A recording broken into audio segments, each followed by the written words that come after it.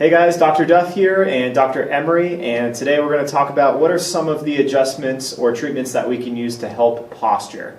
So we're here in the adjustatorium area where all the patients get adjusted, and I'm going to give you an example of how we can help change posture with some of the hands-on adjustments using the tables, using some of our adjusting instruments to help change posture. Okay?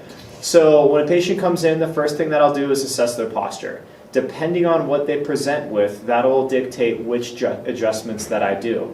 Today I'm going to talk through a couple of examples of some of the more common postural distortions that I see in society today and some of the more common adjustments that I'll do to help with those.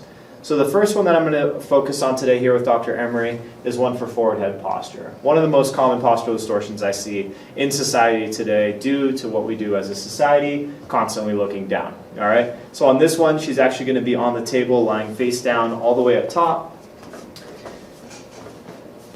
And a great adjustment that we use, these tables have drop mechanisms, so they crank up and will help get the head back into a posterior translation position. And what I can do at the same time is provide some pressure into the lower neck area. And as I apply enough of pressure, the drop table will actually come down and drop. And what happens is at that point, not only am I stressing the neck into this position, but also that drop will help send signals to help us change our posture faster. I usually do a series of about 4 or 5 of these to really get those soft tissues into a good position.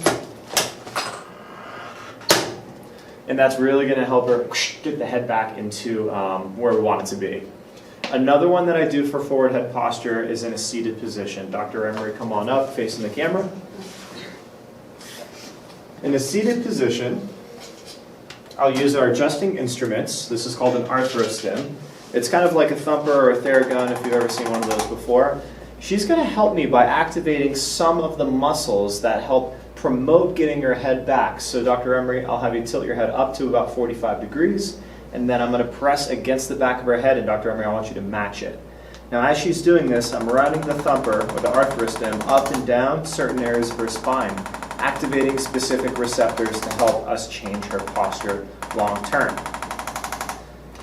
Most of the time it feels pretty good. It's very light. It's kind of like a massaging type of feeling. And we do that for about 10 seconds. 10 seconds will help us reposition. The body will start to pick up on it, and that'll help us make an according change. All right. Awesome.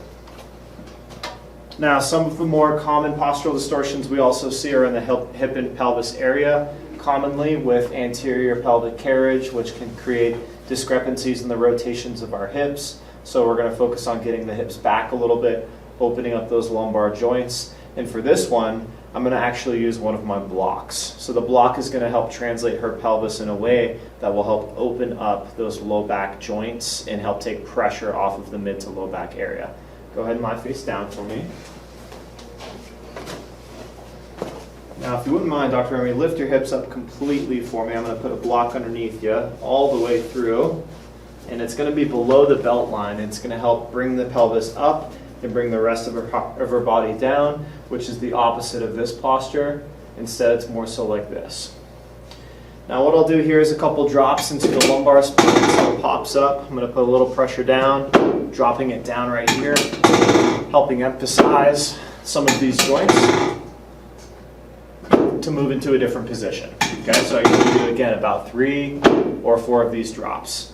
And some of them are a little bit uncomfortable at first because we're in a completely different position, but many of my patients can tolerate these, even my patients in their 60s, 70s, and 80s who have things like canes and pacemakers in their heart. Other adjustments I'll do is an actually hands-on adjustment into the mid-back area. So in here I'm looking for these areas of misalignment, as well as the postural things to help kind of kill 2 birds with 1 stone. So right in there, here in this mid-back area, Dr. Emery, take a nice deep breath in, and then let that out and sink down into the table. And I love to do these adjustments while the blocks are here too, because it helps further set that adjustment into its correct position. I can also run my adjusting instrument up and down her spine at the same time. Again, removing some of the soft tissue irritations, creating some of the vibration that's going to help decrease the pain, and give us the best chance at actually helping her posture. that pressure okay? Yep.